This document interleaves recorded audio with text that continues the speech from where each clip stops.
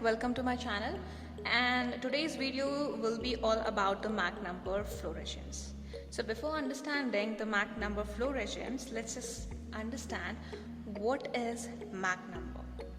So Mach number is defined as the ratio of the speed of the object to the speed of the sound.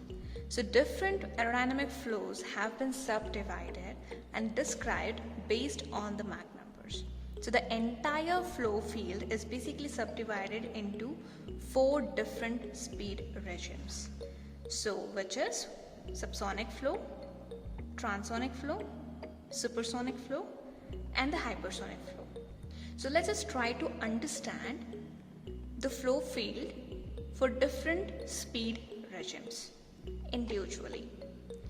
To understand the flow behavior for different Mach numbers, let us consider an airfoil.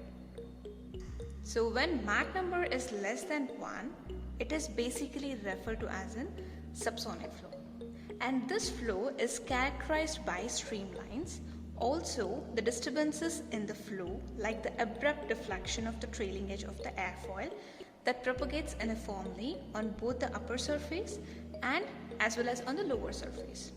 Since the flow velocity is less than the speed of sound everywhere, so this is known as subsonic flow. And transonic flow is basically referred to as a mixed regions of the flow where it is partly subsonic, that is where Mach number will be less than 1, and partly supersonic, that is where Mach number will be greater than 1. If the free stream Mach number, that is if it is less than 1, it does not mean that the flow is subsonic over the body. And if Mach number, free stream Mach number is close to 1, the local Mach number may become supersonic in certain regions of the flow.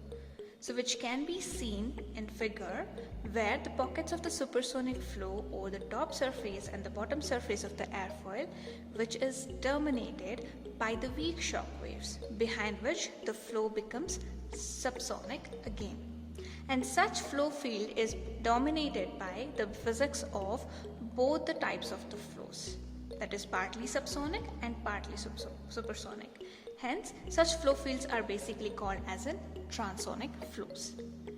And when your Mach number is greater than 1, so such flows are referred to as in supersonic flows at every point.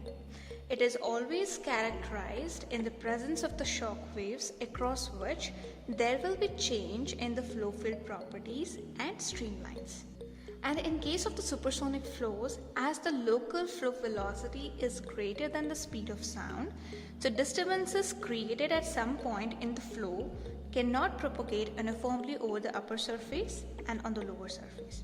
And this is the major difference between the subsonic flow and the supersonic flow. And last but not the least is a hypersonic flow. So hypersonic Mach number is when the flow experiences very high speed.